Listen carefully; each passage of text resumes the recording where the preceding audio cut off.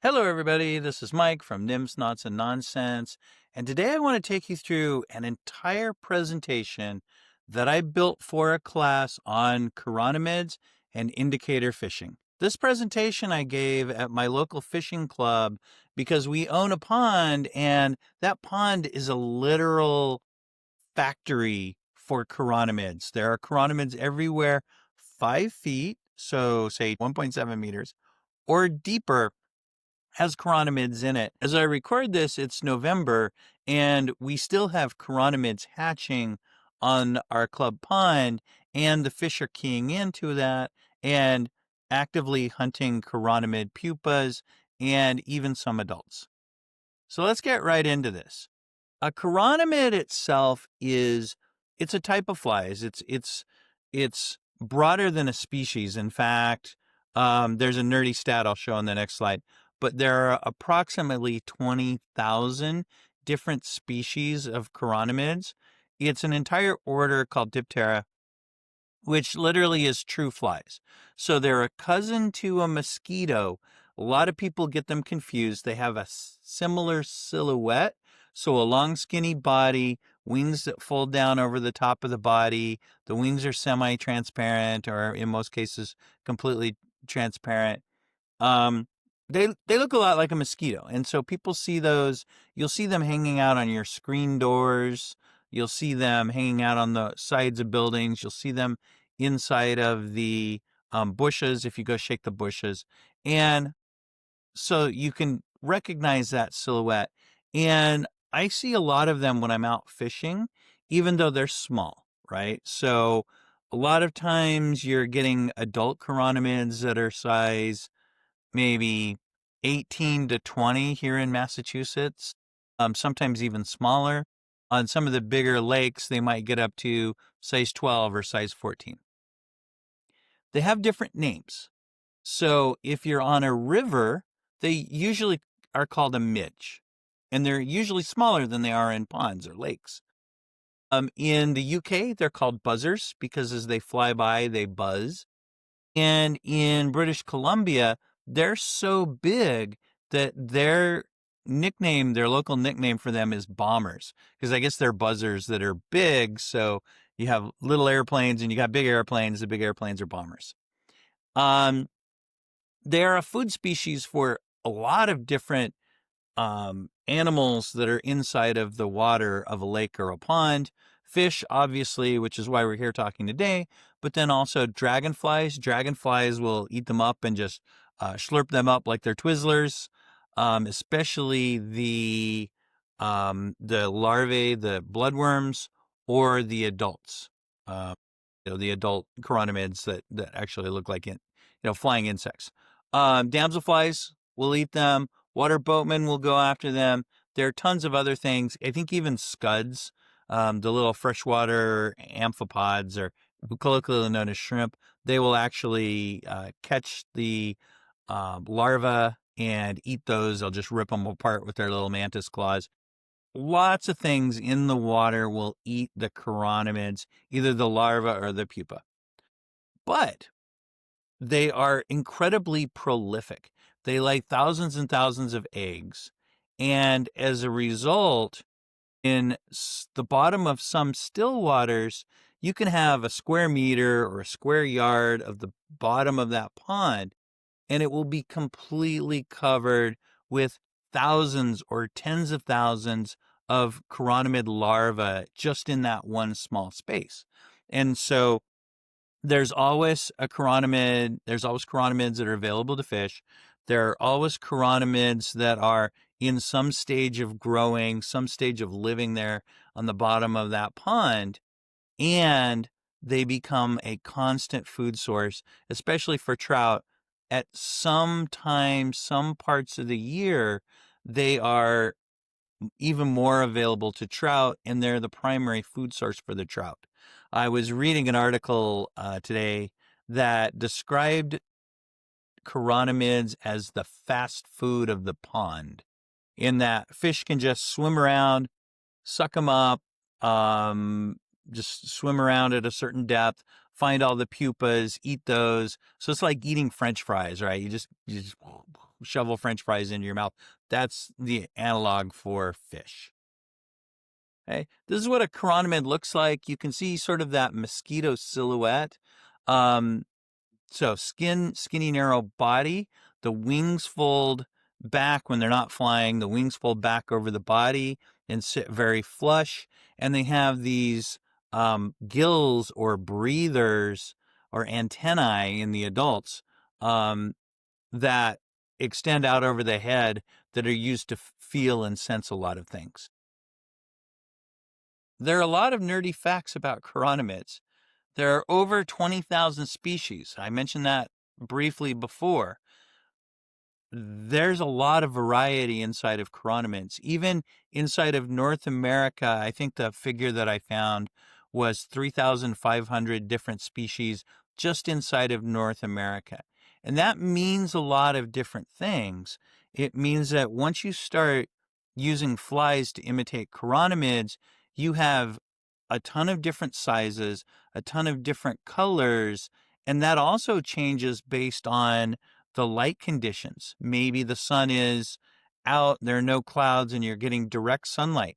Maybe it's in late November and that sunlight is a lot more indirect and getting filtered and bouncing off the surface of the water differently.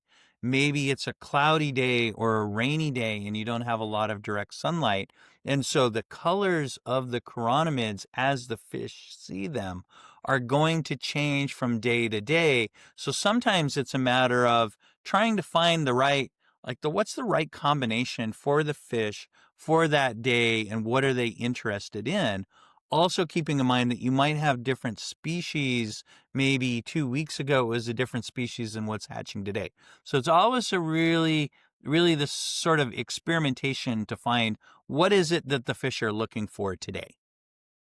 Chironomids have been around on this planet for a long, long, long time. Combined bullets 2 and 3 there. Here in Massachusetts, we have a pond called Sluice Pond, and Salem State University has gone out and done core samples of the mud, looked through that mud for chironomids in order to determine how much oxygen was available, basically the history of, or the prehistory of the ecology inside of Massachusetts just based on chironomid samples and core samples of the mud. That's pretty nerdy, pretty cool too. Some species of chironomid, and you'll see this the last bullet too. Chironomids are the largest land animal, using air quotes, largest land animal in Antarctica. And in order to survive in Antarctica, they actually produce antifreeze inside of their blood in order to be able to survive the winter and to not actually freeze up. Some species have adults that they will eat plant nectar, fruit juice. So if you slice up like a melon or something, leave that out, they'll come by and sip at it, similar to what you'd think of as hummingbirds doing. The larvae themselves, or the larvae, they're called bloodworms. They eat a bunch of different things, mostly leaf litter.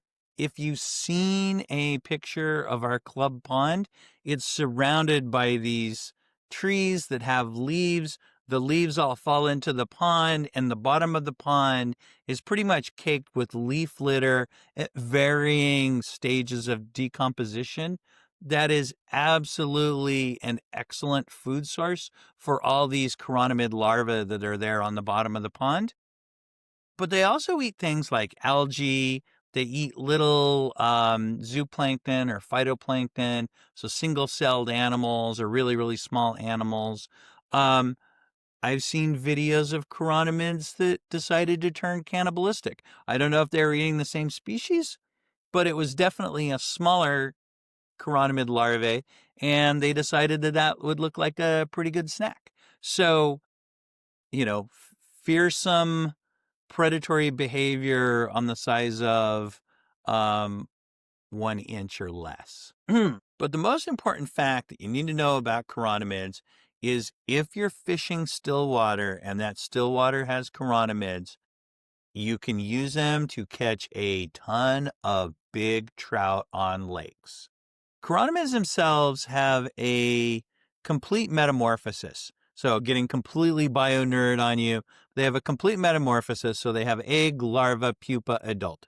And we're going to go through the life phases and really what do they look like and how does that actually impact us? This is a picture of what the eggs look like. Not really much to it. It reminds me of rice pudding. It's a little, little itty bitty seeds in it and kind of this gelatinous mass. But this is incredibly microscopic. It doesn't really impact us as fishermen. However, they do have a ton of eggs that they drop on the water, which is why they're so prolific and so present in the mud as larvae, is because they lay a ton of eggs on the surface of the water. The next thing that we want to talk is the larva. And the larva, um, the eggs themselves will eventually hatch. The larva will live as zooplankton, so they'll just sort of drift around. And at some point, they will go down into the mud in the bottom of the lake or the bottom of the pond, and they will make a casing. So, caddis flies make a casing sometimes around themselves. The chironomid larva will do the same thing. And in fact, they look okay. If you squint, they look kind of like caddis, like a naked caddis larva, except for they're red. And they'll make a casing in the mud. So it's like a little miniature cave that they make inside of the mud, and then they'll stick their head out and try to grab, they'll farm algae or they'll leave their casing and go try to hunt other food, bring it back. But they're really sort of just spend most of their larva life inside of the mud like that. And this is what they look like. So you can see here, they've got segmented bodies.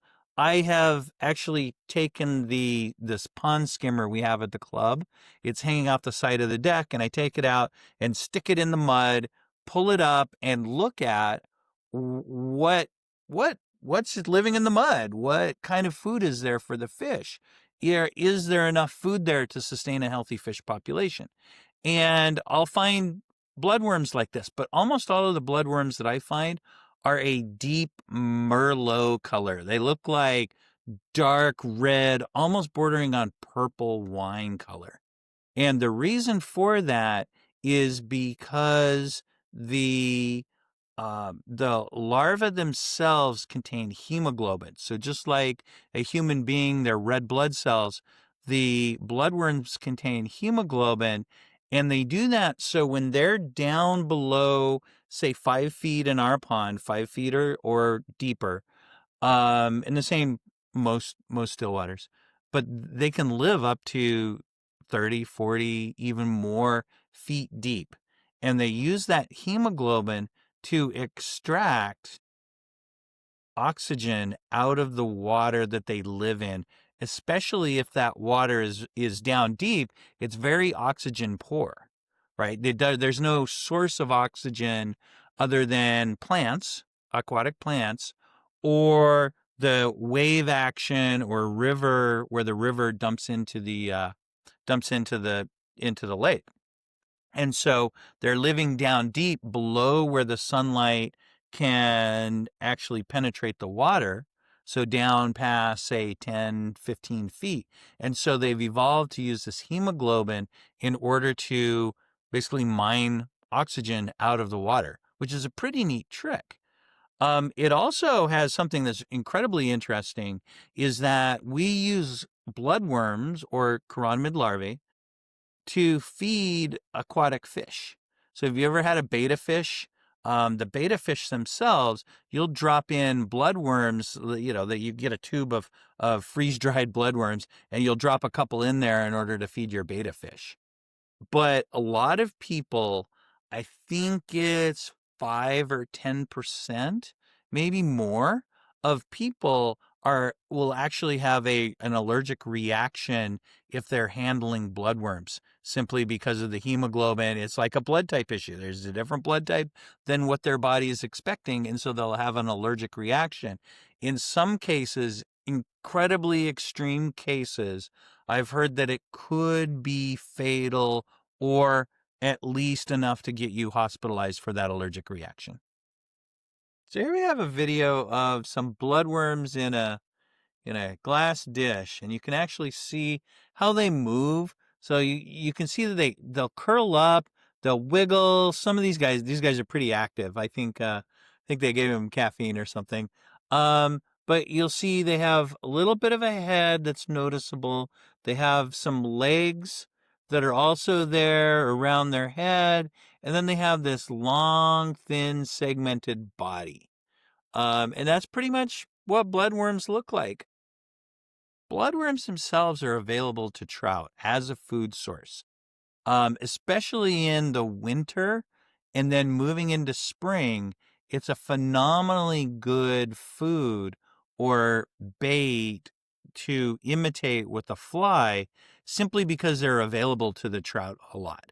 There are several instances where bloodworms become incredibly available to trout. So the first one is spring and fall turnover.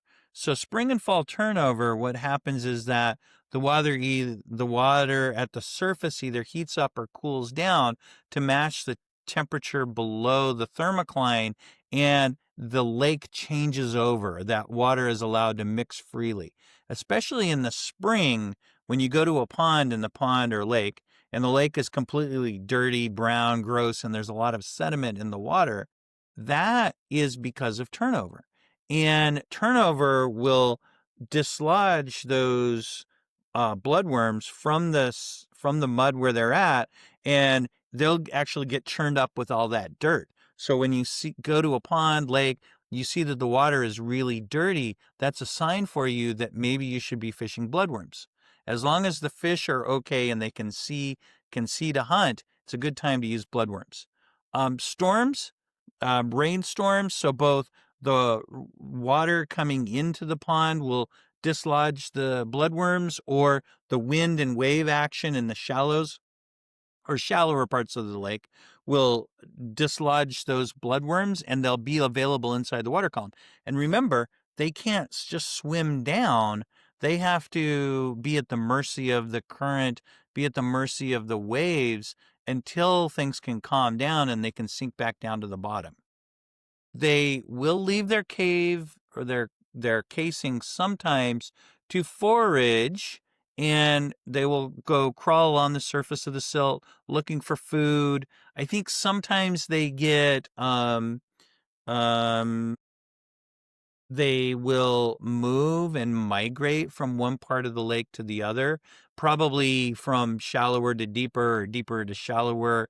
I joke that it's here in Massachusetts, we have move-in day because we have so many universities. So you have a period of 2 weeks where we have moving trucks everywhere because everybody's moving in. So that's what I think of the bloodworms doing. They're having their own moving day where they just go from wherever they were at and come in and go to Bloodworm University. Algae blooms sometimes. When the algae bloom carries some of the bottom with it, it will also carry some of the bloodworms that are in that bottom. And so if any one of these things happens, you'll see bloodworms that are inside of the water, free floating inside of the water column, and the fish will key in on that and cruise around and start sucking them up. Also, from what I've seen, some people report that it happens, some people don't, but the trout will go in and hunt the bloodworms on the bottom. Okay. Now this is a lot of supposition. I don't know for sure. I know other species of fish will come in and, like carp will, striped bass will, they flare their gills, which creates suction into their mouth. And so they can use that to, basically suck bloodworms out of the bottom of the pond. But fact check that, please. The next part of the chironomid life cycle is the pupa. And pupa is one of the most interesting phases for fishermen, for fly fishermen, because those pupa are readily available in the water column for the fish, for the trout to go hunting. As per something that I read indirectly coming from Brian Chan, who's a fisheries biologist, retired fisheries biologist from British Columbia, the larva will go into their casing. They'll close off their casing. They will metamorphosize into a pupa. They will leave their casing and then they'll hang around for maybe up to a week at 1 to 2 feet from the bottom where their casing was. And so if you take a pupa fly and you drop it down within that 1 to 2 feet of the bottom and work it around, give it the pupa wiggle. I'll show you what that looks like. You have a pretty good chance of trout keying in on that, cruising right over the bottom, looking for pupas, and you'll catch fish. The pupas themselves look something like this. Little bit sort of strange look there. Some things that you can see. So they've got a little bit of a tail here. They have these things up here. These are the gills. And the gills actually help them to breathe. They still will need to breathe. In the UK, they call those breathers. Funny enough, they have this wing casing here. So the wing casing comes from their head, sort of down over their thorax. And that when they emerge, that's where the wings will come out of. They still have this sort of segmented body that you saw in the bloodworm. And they've got something kind of going on down for a tail. Okay, but that's a pupa. And here's a video. These folks just collected a ton of pupas, but we're going to see this a couple times, right? Couple things to think about. You see the breathers there, or the gills. You see the wing cases on these. You see that their bodies are kind of silver. And the silver is a process that we call chroming up. What they will actually do is, as they're hanging around down deep, they will extract oxygen from the water and stuff it into their exoskeleton, right? So they're an insect, so they have an exoskeleton. That's that hard, crunchy part. It's kind of like keratin or fingernail material that's around. And what they do is they pack that oxygen into their exoskeleton, and it gives them that chromed look because it's basically an air bubble underneath their skin or underneath their exoskeleton. They'll also use that air to make them lighter, to increase their buoyancy, and that will help bring them up to the surface so that they can metamorphosize again and become adults. So you'll see that. Now, this is fun because you can actually go catch these things.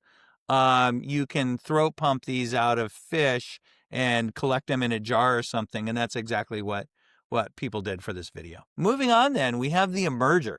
So you have these pupas, and the pupas make themselves positively buoyant. They float up to the surface and they wiggle, they wiggle, they wiggle. There's a video on that when we start talking presentation.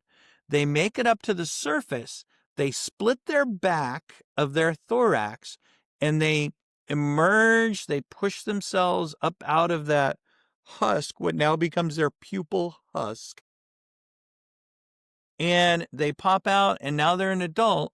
They sit on the surface, let their wings dry, and then they fly away. And that is the phase, it's the emerger. These you can actually see on lakes if you're out tubing around, which I float tube a lot, or you're out in a boat and you start seeing these little things. They're maybe 2 or 3 millimeters sticking up off the surface of the water. Some days they're easier to see than others, but you see these little chironomid emergers sticking up off the water. If the light's right, you can actually see their shadow. But that's them hatching. So let's go watch a video of an emerger and see what it looks like.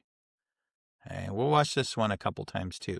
Now, see this like squeeze as they wiggle their abdomen to try to get out of the exoskeleton. You'll also see that the exoskeleton starts to get lighter and lighter and lighter in color.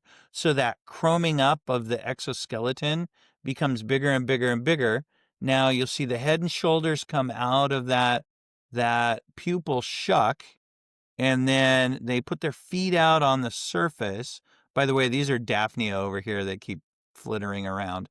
But it pushes itself up out of its husk. It's got just the last little bit of its abdomen to free, and then it will become an adult. And there he is. So he'll wiggle, pop free. So abdomen is now free, and now it's a completely emerged adult. All it has to do is wait for its wings to dry, and it can fly away.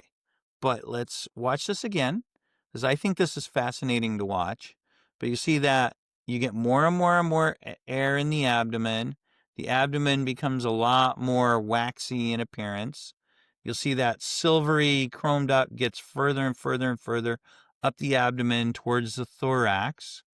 Come on out. The breathers are not as noticeable, or the gills. They'll pop out here over time. They have to dry because they're really feathery. It's like if you take CDC and get it wet, like deliberately get it wet, and it has to dry out. But there's an adult. Now, one of the things you can do is as you go and, I'll hit it again and talk. One of the things you can do is as you go around, maybe you show up in the morning and you're wondering what kind of fly of what size to use. You can go check the corners, the downwind parts of the pond, and you can see if you have any of these pupa shucks hanging out on the water, because they'll still stay on the top of the water. They'll still float even after the adult has flown away, and you can find these, and it'll give you a pretty good clue as far as what yes, they're chironomids there, but B, what size are they? And it'll give you a little bit better guess on what type of fly of what size you should be using to go catch fish. It takes us to the adults. Adults are interesting. I've seen a lot of adults after they emerge, they aren't touched at all by the trout. It's kind of interesting. And I think it's partly because they just don't move. And I also think that a lot of times the trout aren't as interested in the adults because the pupas are a lot more available and they're a lot more of a meal than the adults are. Because if you look at the larva, at least in our pond, the larvae are a size 10 to size 12 hook. The pupa are a size 14 to 16, and the adults are an 18, 20, even down to something like a 24.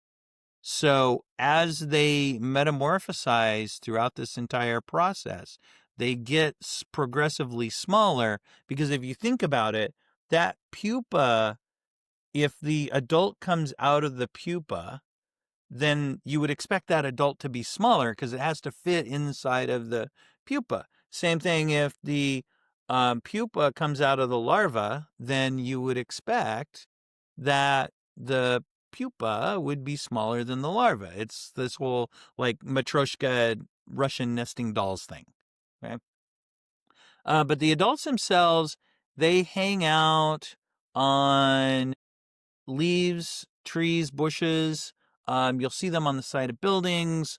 I live on a pond. I have a screen door that goes out to my deck, and I see chironomids hanging out on that all the time. And it's really easy to see because they're silhouetted, so you can see them from the inside of the house. You can see them silhouetted on that screen door. It's kind of cool. They'll form these mating swarms usually in the evening. And so you walk through and it looks like just this cloud of bugs. I've seen it on the pond. Seen it on the club pond a lot. But you have these mating chironomids. Then the females will come out and they'll lay their eggs, and you can actually see them because they drop. So they land on the surface for half a second, then they raise up, and then they land again, and then they land again. So they're just touching like they're a piano player trying to just hit the keys in the right order. So you'll see that that's ovipositing, they're laying eggs, and then the entire cycle starts again. So here's some pictures of chironomid adults, different colors, different body lengths, different body thickness. The wings sometimes are a little bit different colored. I'll show you the ones that are on the pond. I do like this guy down here on the left. He's got kind of some like fluorescent green accents to his body. I like the wings on this one. It's a lot. The upper right hand corner, he's got more reflective wings. I like the antenna on this white one. But yeah, 20,000 different species. Okay. So that takes us to our club pond. So, like I said before, the larvae are about size 10 to 12, or at least that's the size that I fish. And they're skinny. They're really skinny, but longer. The pupae, are size 14 to 18. So they're a little bit bigger. Most of the time when I fish the pond, I'm fishing a size 14, size 16. And then the adults, these are photos that I took. So the two on the right are on my float tube. So you see this guy up at the top? He's kind of a yellow cream color with dark brown markings on his abdomen. These ones and the wings are somewhat they're somewhat opaque but white. These guys are about a size 20 to 22. There's this down here on the bottom picture. It's a black one. That's the black one with white, kind of white markings. And that one is the biggest one that I've seen. That's about a size 18 to 20. This is another cream one here in the foreground. This one here in the left side, that is a picture that I took on the wall at my house. And so that one's an all black with the wings that when it sits, the wings are a little bit more splayed out than normal. Right.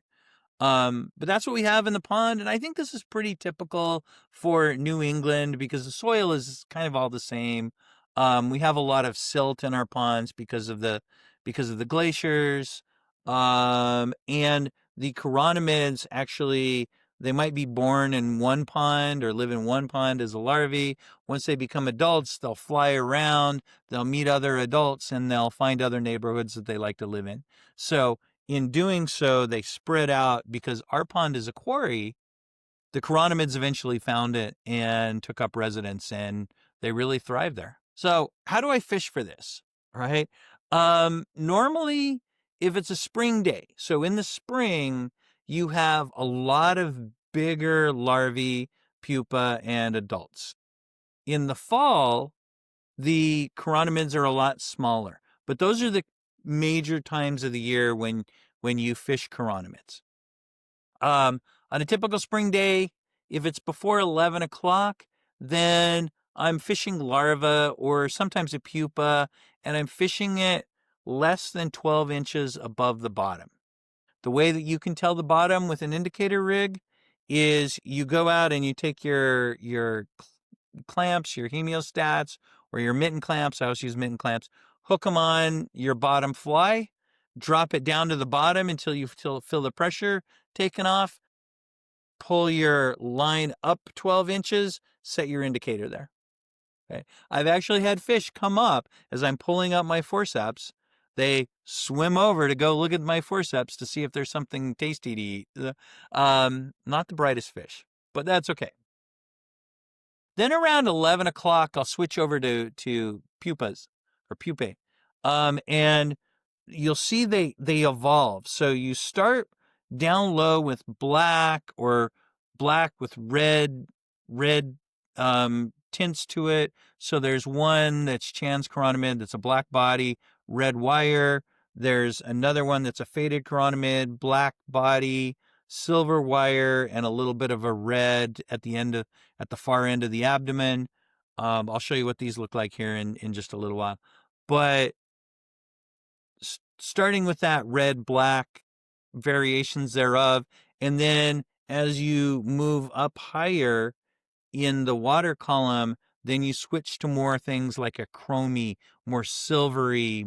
You get more of that chromed up look that the chironomids have. Also, one thing to think about is that fish themselves, their eyes are on the top of their head. So they will cruise around, and throughout the course of a chironomid hatch, the fish will get progressively higher and higher and higher. You think about this, they'll go down 6 inches to take a fly, they'll go up 12 inches to take a fly, or to take a natural. And so because of this, they might go down, they might go up, they might go down, they might go up, but the general tendency is going to be to go up and up and up until they're right at the surface, in which case you change techniques. Instead of using pupae, you start to flip to emergers. You start to flip to adults. Okay? And that's how you finish out the hatch. Then, once the hatch kind of goes off, sometimes the wind picks up and kills the hatch action on the surface. Sometimes the clouds or the rain come in and sort of squish down your hatch, and things just get quiet. Or all the bugs that were going to emerge that day have emerged, and then things get quiet. So normally, right around, and this is in the spring, so the days are a little bit longer. So right around 1600 to 1800, it's just time to take a break, get dinner, because once the light is off of the water, those adult chironomids will come out and they'll skim over the water and start laying their eggs, and all the fish will start looking up and start taking adults. A little bit of a war story. I used to live in Oregon, and one of the lakes that we fished all the time was Gold Lake. And Gold Lake is up in the Cascades. It's up past Oak Ridge and close to Davis Lake. It's a small lake. It's maybe 100 acres. And it's just a big bowl. But we go fish, and there were a lot of brookies and the occasional big rainbow. And the brookies were maybe 9 to 14 inches, if that. And there were some big rainbows, though, some big 20-plus inch rainbows. That lake is very full of chironomids. So one day, I was there, and it must have been in like August, and things got really slow, right? So that late afternoon kind of break happened, and so I just kept fishing through it. I got a sandwich in my float tube. Had a late lunch or an early dinner out in a float tube. But then once the sun went down behind the trees and the shadow of those trees stretched out across the pond, the magic happened. Literally thousands and thousands of chironomids just swarmed out over the water, started laying their eggs, and every square foot of that pond had trout coming up, taking things on the surface. We had about a mad 45 minutes, maybe 60 minutes, where every fish was big and dumb and taking flies. I didn't even change to a chironomid fly. I was throwing a size 14 hare's ear in the top 12 inches of the water column, and was just hooking fish after fish after fish. It's one of those days that here we are 15 years later, and I'm still talking about that day. Phenomenally good day. And that's sometimes what happens when you're fishing lakes that have chironomids, is you'll have that period where everything gets slow, and then as soon as the light starts to go, all those adults come out, and every fish in the lake starts looking up at the surface, and you catch fish after fish after fish. I've had a lot of those days on the club pond. In fact, a lot of times what I'll do is I'll get in the boat. We have boats you can just borrow. I'll get in the boat and go around and chase pods. And a lot of times I'll throw a size 18 elk hair caddis, because it is visible in low light because it's got a white wing. It has a similar silhouette-ish to a chironomid, and it floats incredibly well, so I don't have to worry about like fly management and keeping it on the surface and all that stuff. And it works incredibly well. Now there's a winter day. Winter days, sometimes you have hatches that come off, sometimes you don't. The chironomids are going to be a lot smaller.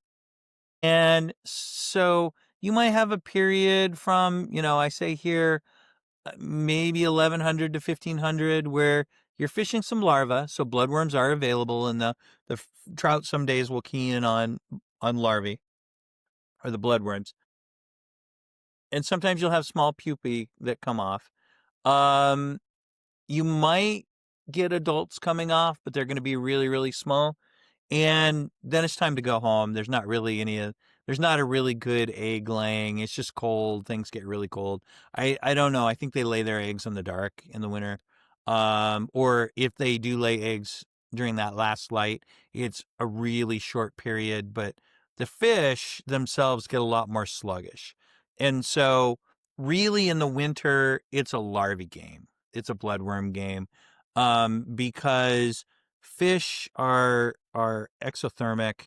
In other words, they're cold-blooded. They live in the water. The water gets colder. They don't need as much food to sustain them. And so if they pick up the occasional bloodworm, that's probably going to be enough food for them for a little while. So let's look at some of the flies that I use.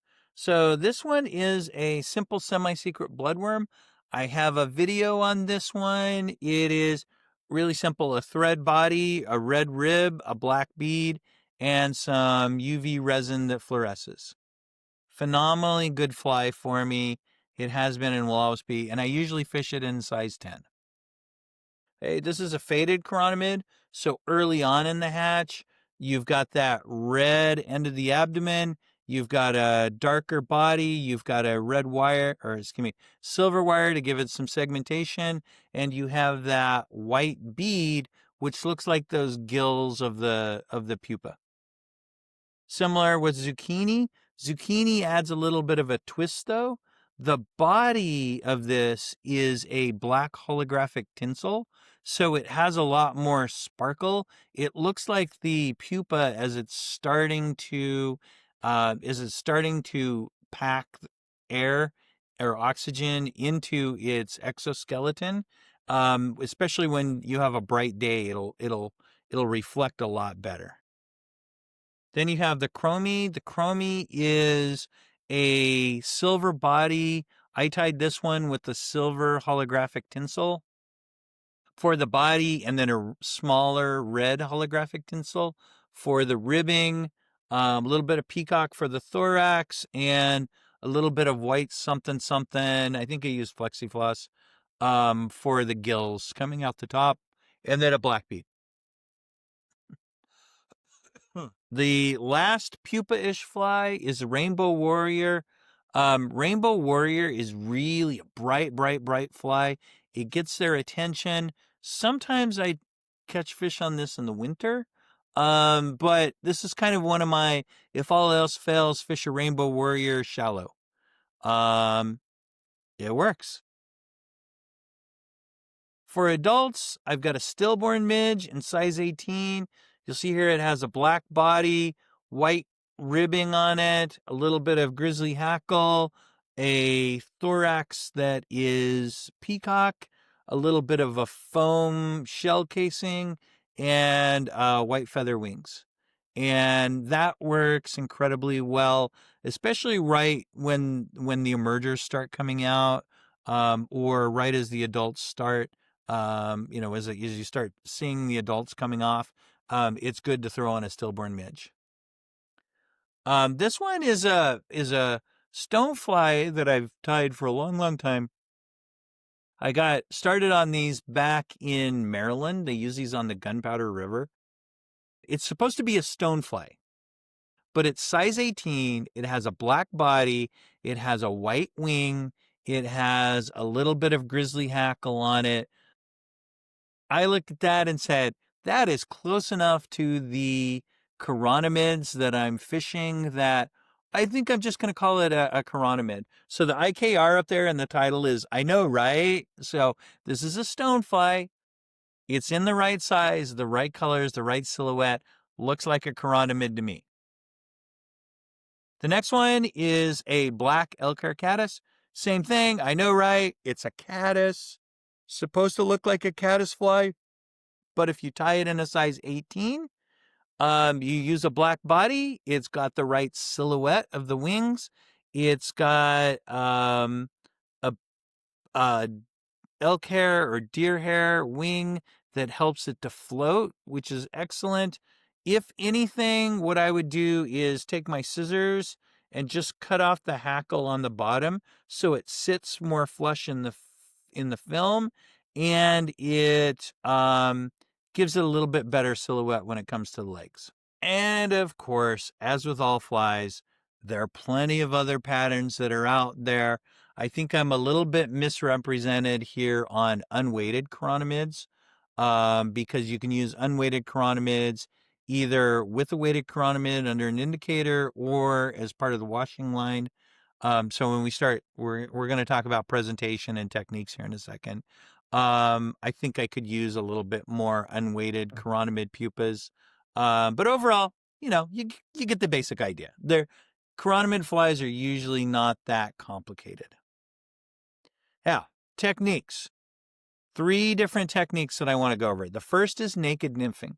So naked nymphing is floating line, long leader. So you take the distance or the depth of the water that you're fishing and you add 25%. So for example, if you are, the lake is 8 feet deep or you're fishing 8 feet deep and you add 25%, and that gives you you add 2 feet. So that gets you to 10 feet total leader length.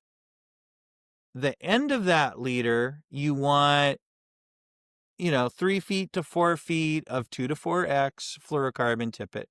Don't tell anybody, but on our club pond, I use 2x fluorocarbon all the time. The fish don't care. I catch a lot of fish. And what I do is I will put on a loop to loop. This is for my tippet. So I'll either connect that to a butt section with a loop to loop knot, or loop knot to loop knot, or I'll put a tippet ring on the end of a butt section and then just add tippet as I need to get that length that I want.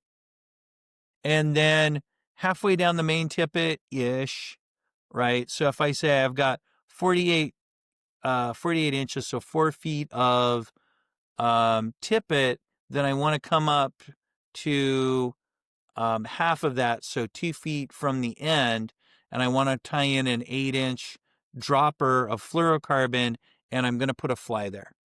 Okay. Put a lightly weighted fly on the end of the tippet. That's what we call the point fly. The dropper fly, I'll put something that's unweighted. And it doesn't even have to be a chironomid, right?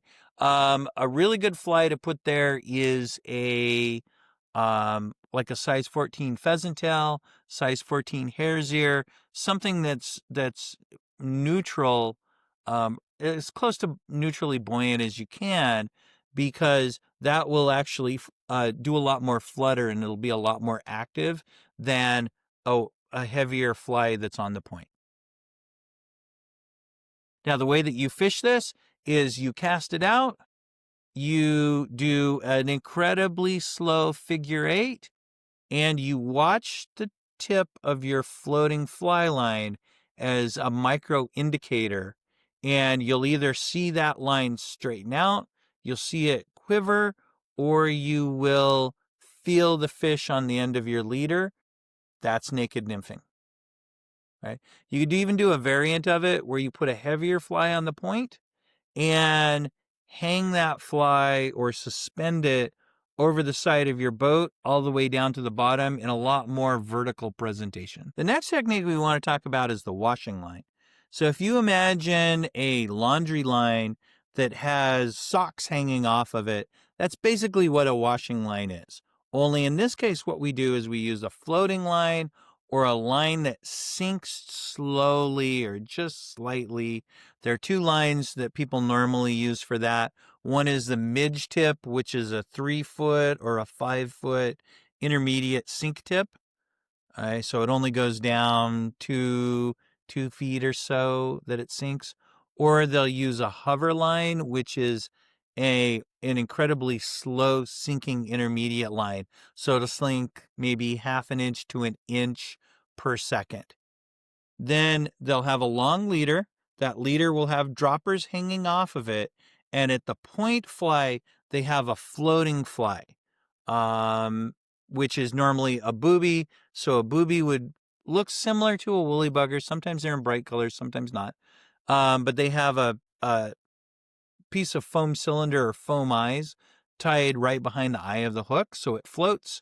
There is a fab, which is a fat arsed blob, which is a blob fly. I've got a video on blob fly with kind of a foam core sticking out towards the bend of the hook to make it float. But also you could use a dragonfly adult. So especially you make one out of foam. There are cutters for foam dragonflies. There are cutters for foam damselfly adults. You could use a foam grasshopper. Bunch of different things that you could stick there. But the thing they all have in common is that it floats. And then you've got a butt section. You have maybe 9 to 15 feet of fluorocarbon, depending on how much you want to space your flies apart. And normally what you do is you'll fish 2 droppers and a point fly. And those droppers, you'll put different flies, but usually those are where your Chironomid pupas go. The whole idea there is it allows you to micromanage those flies and the depth at which they sit based on the surface. So maybe you'll fish down 3 inches or 6 inches or 12 inches for those fish that are cruising towards the end of a chironomid emergence. They'll cruise right underneath the surface, and you're positioning those flies right there so that the fish will swim by and see that fly and you'll get a take. And the last technique that we want to talk about is an indicator leader. Indicators are really good when the fish are incredibly deep. So you can fish down to 20 to 25 feet using an indicator. And you can extend the middle section of the leader to actually reach that distance. You can also mix and match. So normally what I'll do is I'll throw a bloodworm or a weighted pupa on the point. Off the dropper, I'll throw an unweighted chironomid or a hare's ear or a pheasant tail. So something that's neutrally buoyant that has a lot more action. But I'll throw that on there. This is my indicator leader. I usually throw an indicator with a heavier line. So a heavy weight forward and 5, 6, 7 weight. Rio Elite Stillwater indicator that's absolutely perfect. It's made to throw that line. I have a butt section of 6 feet that it's 2 feet and 2 feet and 2 feet of each of 25 pound, 20 pound, 15 pound. For our pond, which is at the most 11 to 12 feet deep, I will use 8 feet of 12-pound Maxima Ultra Green, and that's where my indicator goes up and down on. And I will tie on a micro swivel, and then 3 to 4 feet of 2X is what I use, fluorocarbon, with a dropper, with an 8-inch dropper halfway down that. Okay, and the dropper is tied on with a triple surgeon's knot. That allows me to fish at 2 depths that are a little bit spread apart, but also close to each other. So I can have a fly on the bottom or just above the bottom, and I can have a fly a little bit higher up in the water column. Works incredibly well. I catch a lot of fish using that.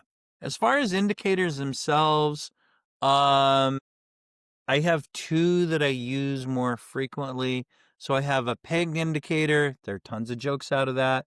That's usually a hairline, or I found another one that's made for lightweight conventional angling that also works. You want as small as possible, just because it's more sensitive. I also use the Oros indicators. which are the smaller. I use the small side and the extra small. Most of the time I'm throwing a pink. It's kind of a pink, orange, red color. But I like that one because it works really well when you've got a lot of glare on the water. The chartreuse has a tendency to disappear. Polyyarn, I don't use as much, but I could. The trade-offs there. So for a smaller indicator, it's more sensitive. It's easier to cast, but it can get sunk in the waves. The larger indicator, it floats better in the waves, so it's a lot more resilient especially when you have more chop on the water, but it's less sensitive to fish takes, and sometimes they get really, really, really tender takes, and it's a lot harder to cast, especially if you have a longer leader. The other thing here is that the pegged indicators are for deeper water. And the reason why is because they have this peg in the middle and you make a little loop and jam it all into the indicator, and that holds it. But when a fish grabs your fly and you're fighting a fish, it pulls that indicator out of the body, or pulls that peg out of the body of the indicator, and then the indicator slides down to where the fish is at, so you can actually get that leader in through the rod guides. With the Oros and polyyarn, they're at a fixed length, so you can only fish water that's as deep as your rod is long, plus maybe like 4 feet. But you have problems because you can't fit that indicator through your guides, especially through your tip top. I will tell you, one of the funniest things that I have in the fishing world is the fact that a strike indicator in the UK is called a bung. And here in America, a bung is something humorous. It's a butt. And so it just makes me laugh. Anyway, casting these leaders for indicators is pretty rough. In fact, some of the other indicators are casting that is pretty rough. Couple things that helps. Okay. The first one is cast downwind. If you have a boat, maneuver the boat so that you're casting on your strong arm. So whichever arm you hold the rod in, for most folks, that's the right hand. And you're casting downwind. So the wind will actually help you get any kind of distance that you need. Now, a good thing is if you're casting with an indicator, you usually don't have to cast out that far unless you're casting an indicator very shallowly. So think about this. If you're fishing 20 feet deep, the fish are not really worried about the boat because the boat is 20 feet above them. They really don't care. And so you don't have to worry about that. But when you're fishing on an indicator only 2 feet deep, then the fish, you have to cast it further because the fish will see the boat and get scared before they'll see your fly. Tip 2, Belgian cast. So Belgian cast is also called a wind cast. It is your back cast is to the side and out at, say, a 45 or 50 degree angle on the back cast, and then over the top on your forward cast. You could also think of it as kind of you're looping the fly line around you instead of doing a traditional back and forward cast in the same plane. That helps keep all of these flies, indicator, and everything from tangling up on itself if you're casting really, really tight loops. The leader will touch itself as it goes, and all of those hooked things and big heavy things will actually snag on itself and mess up your cast. Third one, tug the line before it lands. So it's similar to a parachute cast. On the forward cast, when you're going to shoot your line, you cast forward and then give it right before it hits the water, give it a little tug, and it'll straighten out the leader so it all lands in a straight line pointing away from you. The fourth tip there, cast less. Most of the time with my indicator rig, when I go to cast, I am one back cast, one forward false cast, one back cast, and then I shoot line on my forward cast. So I'm making literally one false cast backwards, one false cast forwards, and then I shoot line. Okay. The less false casting you do, or the less casting you do, the less chance you have for that leader to double up on itself, or for things to catch in places they shouldn't catch. Basically, the less you cast, the less you have casting problems. Last one that's here, which is dump line and move. If you're in a float tube or a boat, or you have wind or some kind of a current on the surface, you can just make a bunch of little miniature roll casts to dump line and either move the boat backwards or the float tube backwards, or let the wind carry that, carry your line and carry your indicator out away from you. And that takes us to retrieves. So I'm going to show you a video from Sport Fishing on the Fly. This is a pupa, and you'll see, so here's a little pupa, right? Remember, they can't swim. They have those gills that are very, very prominent. You'll see a little bit of the chrome on that pupa, right? So you see he's starting to get partially chrome. You see how fast he swims up. He hasn't trapped a lot of gas yet, so he's not fully chromed. And so he's just hanging out there trying to figure out how to swim up. And pro tip, he can't swim. So he's like, hey, how do I get there? How do I get there? Now, this is the best part of the whole thing, which is, here's our pupa right here in the center. And here comes a fish. And wham! He veers away at the last second. He refused the natural. Okay? So, don't feel bad if you can't catch fish. They even refuse the naturals. But keep an eye on when you retrieve that Chironomid pupa, you want it to wiggle like that, right? You want it to look as natural as possible. And if the naturals just wiggle like that, like, you want to make your fly do the same thing. So I have a little bit of a process that I do for fishing with an indicator. This is what I do. It's more complicated than it actually sounds. I cast out, right? 2 false casts and bomb it. As soon as that fly lands, I put my rod tip 6 inches off the surface of the water, and I get positive control of my line. Okay, I'll actually take my line and place it on the trigger finger of my rod hand and just wait there with my hands together, ready to slip strike if I need to.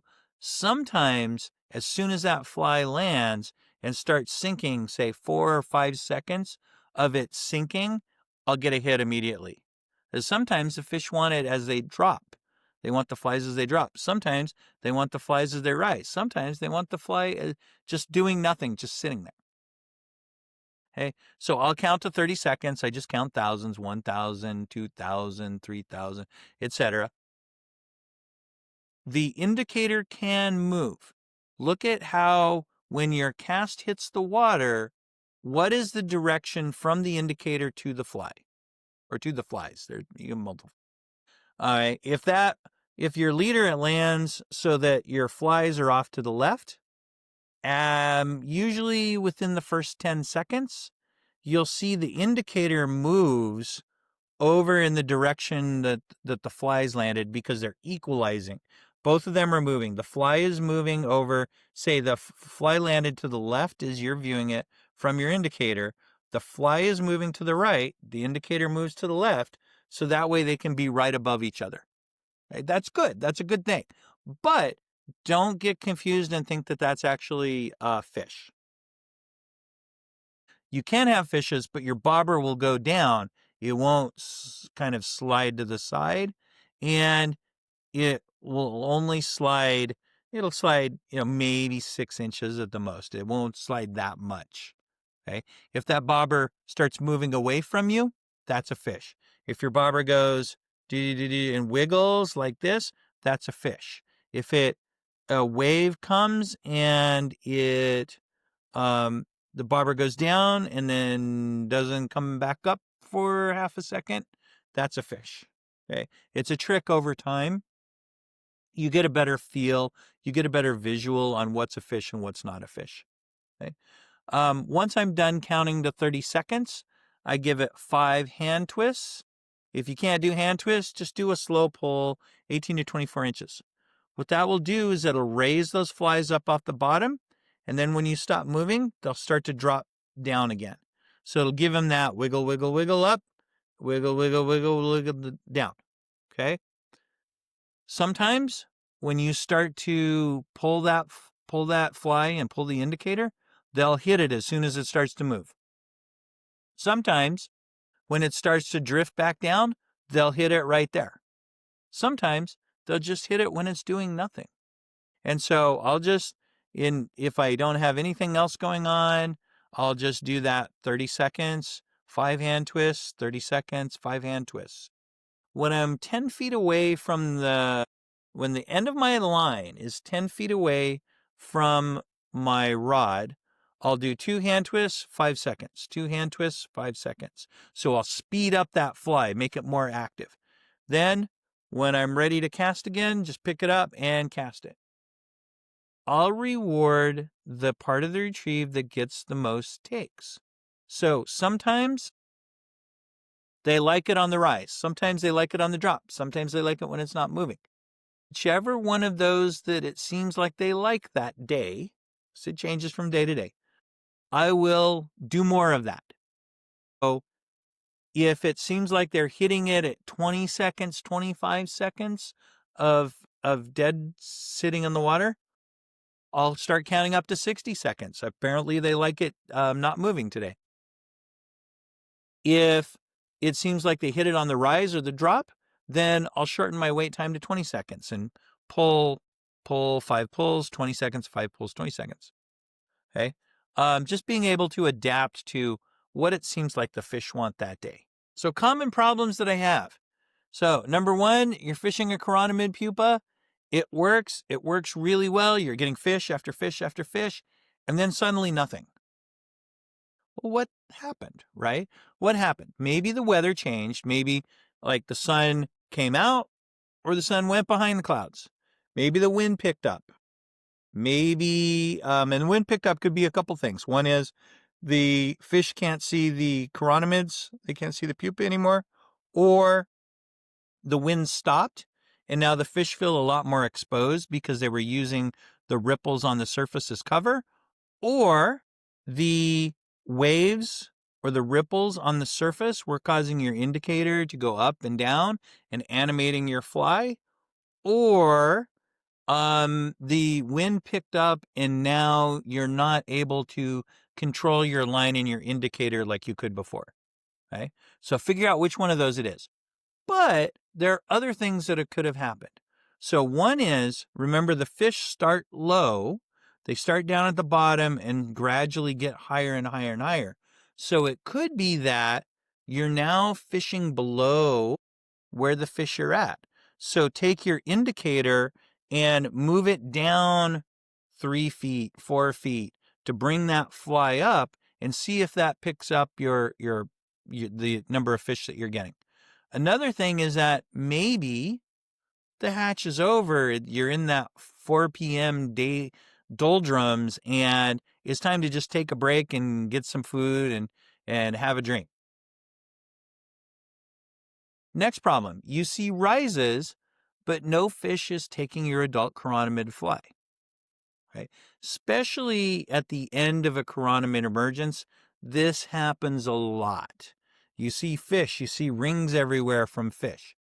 The first thing to look at is, are the fish really taking adults or are they taking emergers? Start looking at the fish form as they rise. If they're taking adults, you'll see their nose or you'll see a bubble. You'll see that they leave a bubble after they have taken that adult. Okay, so you see a fish ring, look for the bubble.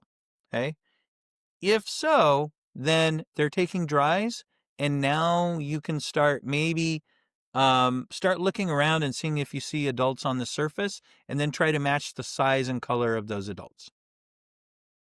The more common problem is that the fish are taking pupas, but they're taking them right underneath the surface. And in that case, what you'll see is you'll see the shoulders in the back of the fish. You'll see that dorsal fin, which normally you don't see.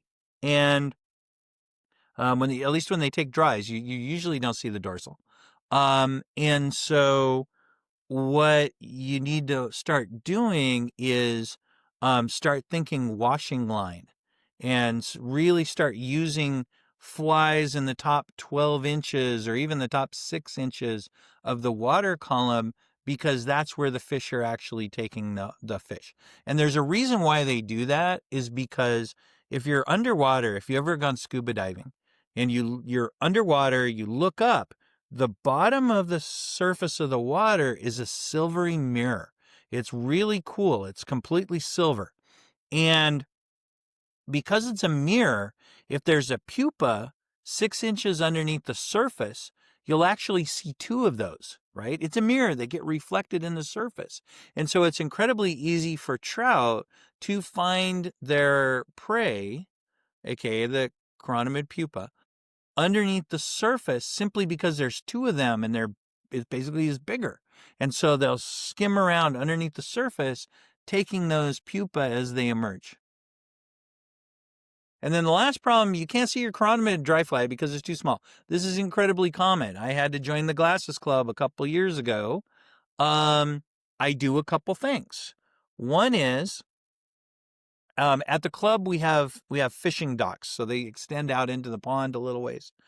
Some are bigger than others, but I will actually go sit down, not use a chair. I'll sit down cross-legged on the dock, on the end of the dock. That lowers my profile to the fish, so it's a lot harder for them to see me. Because if you're standing upright, then you actually look like you're 10 or 15 feet tall, because of the way that the tough surface of the water acts like a prism. Okay? And so make yourself lower. I always wear camouflage because, I'm a nerd like that. And I think I like emote this feeling that I'm just a tree. Nobody here but us trees, fish. So don't worry about us.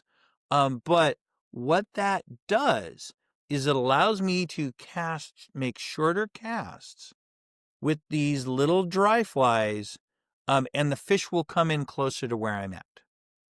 Okay?